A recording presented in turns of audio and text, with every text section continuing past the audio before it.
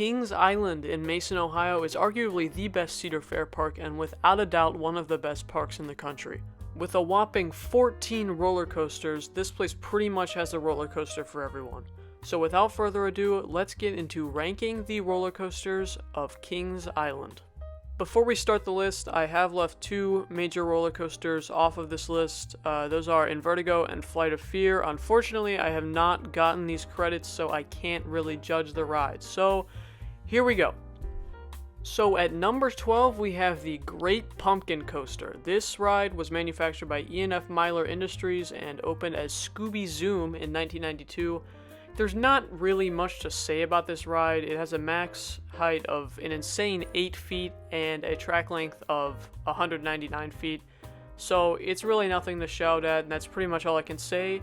So let's move on to number 11. At the number 11 spot, we have Flying Ace Aerial Chase. This is a Vekoma family suspended coaster, and it's really not very good. It has a max height of 48 feet and a max speed of 26 miles an hour. So there's nothing really special about this ride. It's just a few dips and turns, but I guess it can be fun with the little kids. One thing I have noticed is that this ride is not very reliable. 3 out of 4 times I've been to Kings Island, this ride has been down. So if for some reason it's very important that you get this credit, then you might be out of luck depending on the day that you visit. Coming in at number 10, we have Woodstock Express. This is another family coaster, but this one really ramps up the thrills a little bit.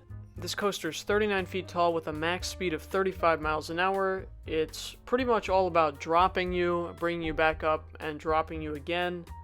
The biggest drop's only 30 feet, which isn't anything to gawk at, but it does get the job done for a family coaster. So that's pretty much all I have to say about Woodstock Express, so let's move on to number 9. At number 9, we have Backlot Stunt Coaster. This is a nice Premier Rides family launch coaster that is perfect for taking a break from all the high-intensity stuff in the park. This coaster has a max height of 45 feet and a top speed of 40 miles an hour. The launches, they aren't going to win any awards or anything, but they're certainly pretty fun. The best part of this ride is, without a doubt, that gray-out-inducing helix at the beginning of the ride. I was actually really taken off guard by just how intense that element is for a family coaster, and that's just something to take into account if you're bringing like little kids on this ride or something who might not be so fond of the positive G's. At number 8, we have Adventure Express. This is a fun aerodynamics mine train with a max height of 63 feet and a max speed of 35 miles an hour. This ride can be a little bit rough, but that's pretty much to be expected with an old aero like this. Adventure Express is kind of like a mini Beast. It gives the same sort of out-of-control feeling of the Beast, but to a lesser extent. The one thing I dislike about this ride is the super anticlimactic ending. You go up this awesome enclosed lift hill with these moving statues and stuff, and you expect some big drop or maybe a helix or something, and you get absolutely nothing. You just crest that hill and then go straight into the brake run. So it's kind of annoying, but other than that painfully missed opportunity, this ride is pretty good. At number 7, we have Racer. This coaster opened with the park in 1972 along with Woodstock Express. It was manufactured by PTC and was designed by the legendary John C. Allen. This ride has a max height of 88 feet and a max speed of 53 miles an hour. It has a lot of good floater airtime on pretty much every single hill. This ride also looks absolutely stunning during sunset hours when the sun hits that white support structure. It makes it a beautiful golden color, which is just wonderful, especially with Orion in the background. That white and blue, they just go so well together.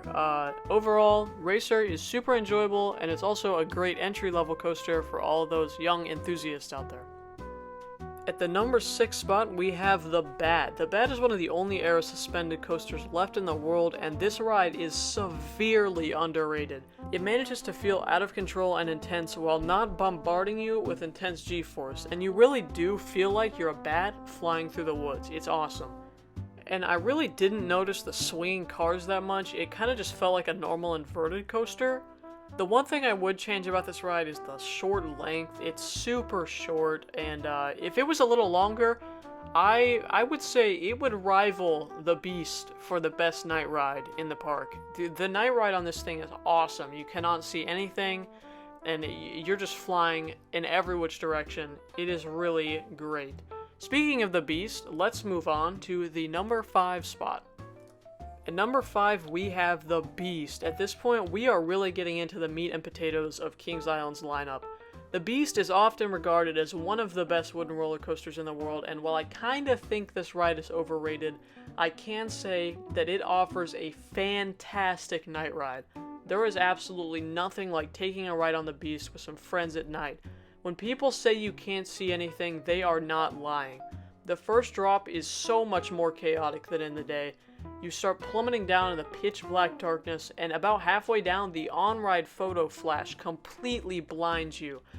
Immediately after the flash, you go straight into an incredibly loud tunnel. This ride does have some pacing issues, but I kind of see that as some relaxing breaks from the action. It is nice to just cruise through the woods when you're going so fast. It's really nice.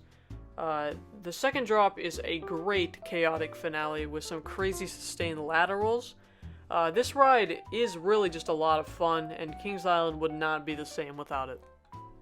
At number 4, we are going to get a bit controversial. At the number 4 spot, I have placed Diamondback. Now, this is most people's number 1 or 2 in the park, and while I do like this ride, it's just not quite intense enough for me. The best thing about this coaster is without a doubt the abundance of floater airtime. You are out of your seat for most of the ride. The first drop is great, you're just floating the whole way down. There's also a few moments of positive G's which can cause gray outs. I did gray out most of my rides at the bottom of the first drop and the final helix. Other than those 2 moments, this ride felt like a relaxing ride through the skies of Rivertown, and it's really nice. Starting at the top 3 now with Mystic Timbers, this GCI is often considered the best in the park, and for good reason. You really are at the mercy of the ride. You pretty much become a ragdoll for the whole time. The forces on this ride are fantastic. It has quick pops and sustained ejectors, so airtime junkies are pretty much guaranteed to love this ride. And yes, the shed was pretty disappointing, but if you look at it as a themed brake run, then it's a lot better. I don't think Kings Island should have hyped it up as much as they did, but we were still left with a fantastic layout from GCI, and that's fine with me. In the second place spot, we have Orion. This new for 2020 Giga was a great addition to the park. B&M always knocks it out of the park, and this ride is no different. This ride makes a fantastic first impression with the drop. This drop is amazing, and it really does feel like you're falling forever. The pull-up from the drop slams you back down and forces all of the blood in your body straight to your legs. A lot of people were disappointed with the wave turn, but I love it for the visual of being completely sideways while also being so high up.